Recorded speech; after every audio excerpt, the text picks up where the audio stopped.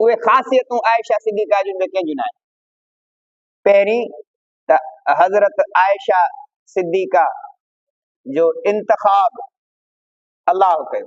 हुजूर खे ख़्वाब में फ़रिश्ते तस्वीर ॾेखारी, ही तुंहिंजी निकाह, हिन औरत सां तुंहिंजो निकाह थींदो। कंहिं बि घर वारे लाइ ईअं न थियो। ॿियो, आयशा सिद्दीक़ा जो निकाह अर्श ते अलाह पढ़ियो, फर्श ते अबू बकर पढ़ियो। इहो अर्श ते निकाह अलाह आयशा जो हुजूर सां करायो, इहो ख़ुसूसियत हज़रत आयशा जी ॿी न आहे।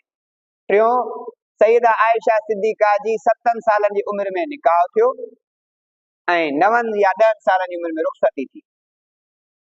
चौथों, हुजूर जी कुंवारी घरवारी सिर्फ़ सैयदा आयशा बि का ऐं ॿियूं के बेव के मुतलक आहिनि। पंजों, हज़रत आयशा जे बिस्तरे ते जिब्राइल अमीन ईंदो, क़ुर नाज़िल थींदो, ॿिए कंहिं हुजूर जे घरवारे ते न थियो।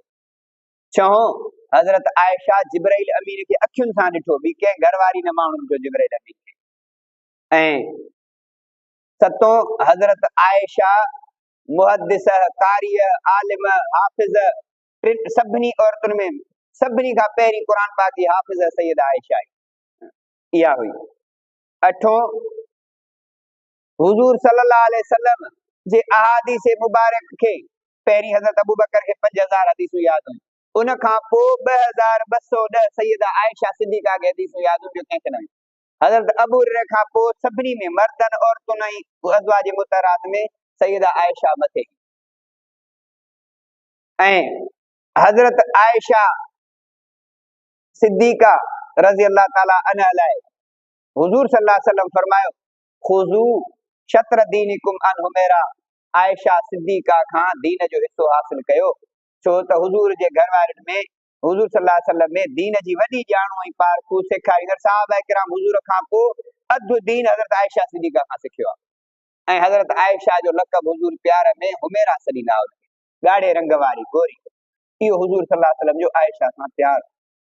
ऐं हदीस में रसूलुल्लाह फरमाया, मूंखे महबूब तरीन घरवारी, लाडली घरवारी मुंहिंजी आयशा आहे।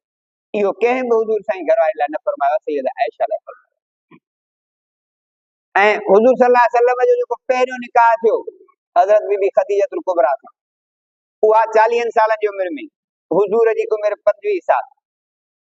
ऐं हज़रत आयशा सां निकाह थियो, हुजूर जी उमिरि 53 साल, सैयदा आयशा जी उमिरि 9 या 10 साल।